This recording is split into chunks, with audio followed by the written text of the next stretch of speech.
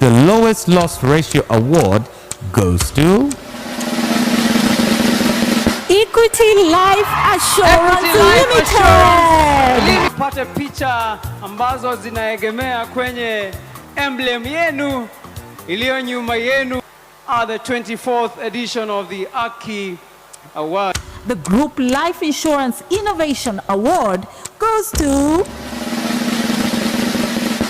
Equity Life Assurance Limited. Watu wa Equity, we see you, we celebrate. With a total of 4,379.45 points, we proudly congratulate Equity Life Assurance Limited. Equity!